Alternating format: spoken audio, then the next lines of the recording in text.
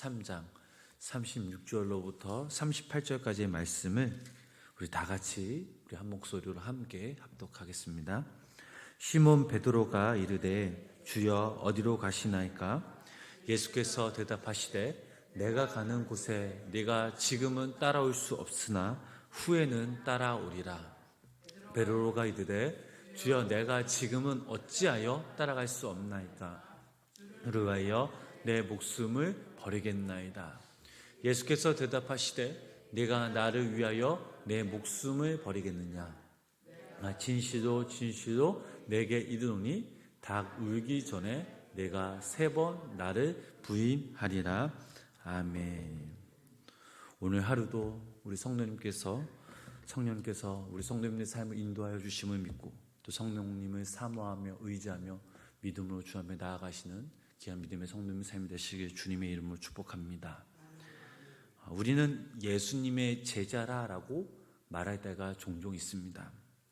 예수님의 제자가 되기 위해서는 우리가 꼭 알아야 할 말씀이 있죠. 마태복음 16장 24절 말씀을 읽어보면 이런 말씀이 있습니다. 이에 예수께서 제자들에게 이르시되 누구든지 나를 따라오려거든 자기를 부인하고 자기 십자가를 지고 나를 따를 것이니라. 왜 예수님께서 이렇게 말씀하셨을까요? 예수님의 제자가 되기 위해서는 몇 가지의 원칙이 있습니다. 첫 번째로 자기를 부인하는 것입니다. 자아가 살아있는 한, 자기 자신을 버리지 않는 한 예수님을 따를 수 없다라는 사실이죠. 우리가 예수님을 따르려 할 때마다 우리를 방해하는 것들이 있습니다. 그것이 무엇입니까? 바로 우리의 주관과 우리의 생각입니다. 두 번째로 십자가를 지는 겁니다. 예수님께서 십자가를 지신 그 이유를 우리가 너무나 잘 알고 있습니다.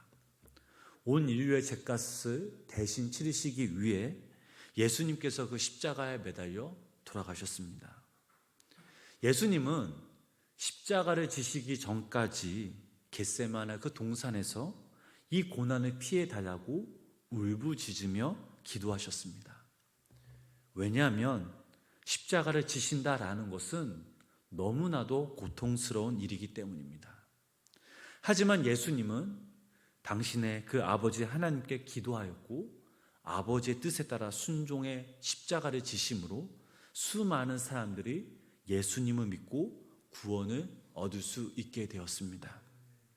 세 번째로 부모나 처자, 형제나 자매를 목숨까지 미워할 만큼 주님을 사랑하라라는 것이죠.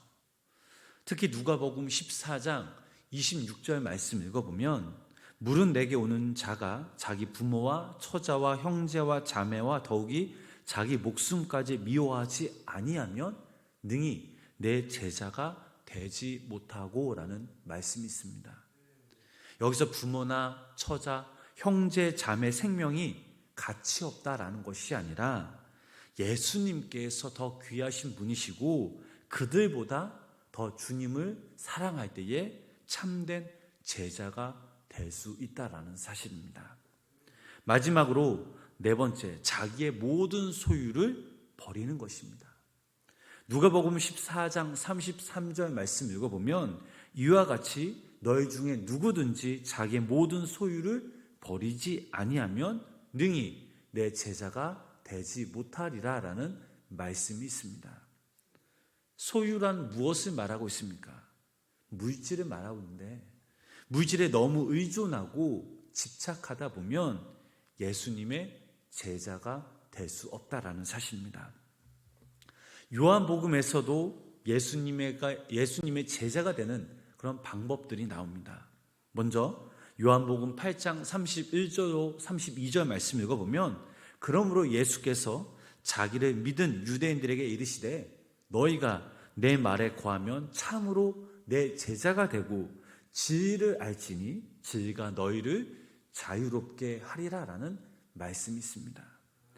우리가 예수님의 말씀으로 살아갈 때 또 그 말씀 안에 거할 때에 우리는 주님의 참된 제자가 될 수 있다라는 사실입니다.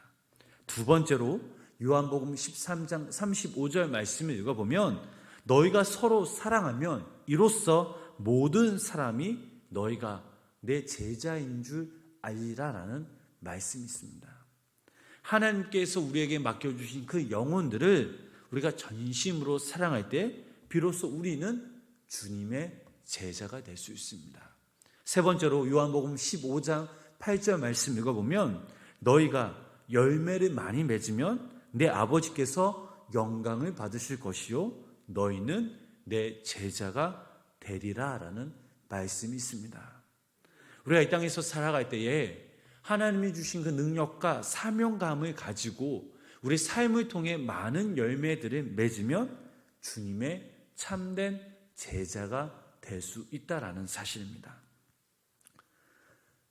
예수님의 제자가 되는 건 언뜻 보면 쉬워 보이지만 사실 너무나 어렵습니다. 우리가 이 말씀을 우리가 함께 지금 나눴지만 이 말씀을 지키기가 굉장히 어렵죠. 오늘 저희들이 읽은 이 본문 말씀에서도 베드로의 이 상황도 마찬가지입니다. 시몬 베드로가 예수님께 이렇게 묻습니다. 우리 본문 36절 말씀 우리 다시 한번 다 같이 함께 읽어보도록 하겠습니다. 시몬 베드로가 이르되 어디로 가시나이까? 예수께서 대답하시되 내가 가는 곳에 네가 지금은 따라올 수 없으나 후에는 따라오리라. 아멘. 자, 베드로는 예수님의 이 말씀을 도저히 이해할 수 없었습니다. 그래서 다시 한번 예수님께 반발하며 이렇게 묻죠. 37절 말씀 다시 한번 함께 읽어보도록 하겠습니다. 본문 37절 말씀입니다. 베드로가 이르되 주여 내가 지금은 어찌하여 따라갈 수 없나이까? 주를 위하여 내 목숨을 버리겠나이다. 아멘. 자, 지금 이 순간만큼은 베드로의 단호한 결단이 보입니다.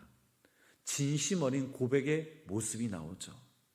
예수님께서 이 베드로의 진실된 마음을 아시고 전혀 요동치 않으셨습니다. 오히려 이렇게 말씀하셨죠. 본문 38절 말씀 함께 읽어보겠습니다. 예수께서 대답하시되 내가 나를 위하여 내 목숨을 버리겠느냐?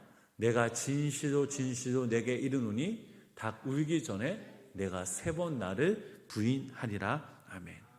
예수님은 베드로에게 정말이냐? 나를 위해 네 목숨을 버리겠다라는 말이냐? 그러나 너는 닭 울기 전에 3번 나를 부인할 것이다 라고 이렇게 말씀하셨습니다. 예수님과 베드로의 이 대답을 통해 알 수 있는 사실이 있다면 우선 베드로는 영적인 그 판단을 못하고 있습니다. 자신에 대해서 전혀 모른 채 예수님의 말하는 것입니다. 물론 주님 제가 목숨까지 바치겠습니다 라는 베드로의 진심 어린 이 고백으로 예수님께 나아갔다는 이 말 자체와 감정은 어디까지나 진실입니다. 그러나 실제 이렇지 못한 게 인간의 모습이죠. 또한 베드로는 인간의 육의 모습으로 예수님과 대화하였습니다. 주님을 따른다라고 말한 것은 어디까지나 이 베드로의 진실입니다. 그러나 이것은 육의 생각에 따른 고백이죠. 예수님과 제자들 사이의 대화들을 보면 예수님께서는 늘 영적으로 제자들을 가르치셨고 인도하셨습니다. 그러나 제자들은 이 예수님의 이 말씀을 영적으로 받아들이기는커녕 육의 생각으로 받아들이고 이해하였습니다. 이것이 바로 예수님과 제자들의 차이였습니다. 예수님이 이것을 분명히 아셨기에 제자 베드로에게 네가 지금 나를 따라올 수 없고 후에는 따라올 수 있다라고 말하였습니다. 자, 여기서 지금이란 육신의 생각, 인간 생명 그 자체를 사랑하지 못한 때고 후에는 영적으로 이 베드로가 눈을 뜨고 생명의 의미와 가치를 의미하는 것, 그때를 말하고 있는 것입니다. 우리들 역시 살아가다 보면 베드로의 모습을 우리 모습 가운데 쉽게 찾아볼 수 있습니다. 그리스도인들에게 예수 그리스도의 영이 없으면 그리스도의 자녀가 아닙니다. 이것은 종교적인 차원을 뛰어넘어 예수님이 말씀하신 영적 세계로 우리는 들어가야 합니다. 우리가 기도할 때에 육으로 하는 것과 영으로 하는 것은 전혀 다릅니다. 어떠한 일도 마찬가지죠. 육으로 하는 것, 영으로 하는 것은 엄연한 큰 차이가 존재한다라는 사실입니다. 그렇다면 어떻게 하면 우리가 육의 방법과 생각이 아닌 주님의 마음, 즉 영의 생각, 그 하나님이 주신 그 마음으로 어떻게 하면 우리가 살아갈 수 있겠습니까? 바로 십자가의 사건, 예수님의 그 십자가의 그 사건과 부활 사건을 우리가 믿는 것입니다. 갈라디아서 2장 20절 말씀 읽어보면 나는 그리스도와 함께 십자가에 못 박혔다라는 말씀이 나옵니다. 자, 여기서 말하는 것은 이제 내가 사는 것은 내 안에, 우리 안에 예수님이 사셔야 된다라는 말씀이죠. 우리의 옛사람으로 십자가에 못 박히지 않으면 어떠한 방법으로 해결될 수 없는 게 바로 우리의 생각과 우리의 마음입니다. 갈라디아서 5장 24절 말씀을 읽어보면 그리스도 예수께 속한 사람들은 육체와 함께 그 정욕과 욕망을 십자가에 이미 못 박았다라는 말씀이 나옵니다. 자신을 십자가에 못 박는 일, 이것이 바로 육의 생각과 육의 방법을 죽이는 일입니다. 사랑하는 우리 성도 여러분, 주님을 믿는다라고 하면서 우리는 결정적인 그 순간 주님을 부인할 수 있습니다. 아니, 때론 주님을 저주할 수 있습니다. 우리가 주님 안에 거하고 주님이 내 안에 거하려면 우리의 모든 생각, 우리의 삶을 십자가에 내려놓고 십자가에 못 박아야 합니다. 내 안에, 우리 안에 예수님이 살아 계실 때에 우리는 비로소 주님의 참된 제자가 될 수 있습니다. 베드로는 예수님이 하신 말씀을 잘 이해하지 못했습니다. 물론 그 마음까지 주님은 다 알고 계셨습니다. 예수님이 말씀하신 그때가 오자 베드로는 진정 주님의 사도로 변화되었습니다. 주님의 사랑 앞에서 이 베드로는 자신의 모든 허물이 벗겨질 수 있었습니다.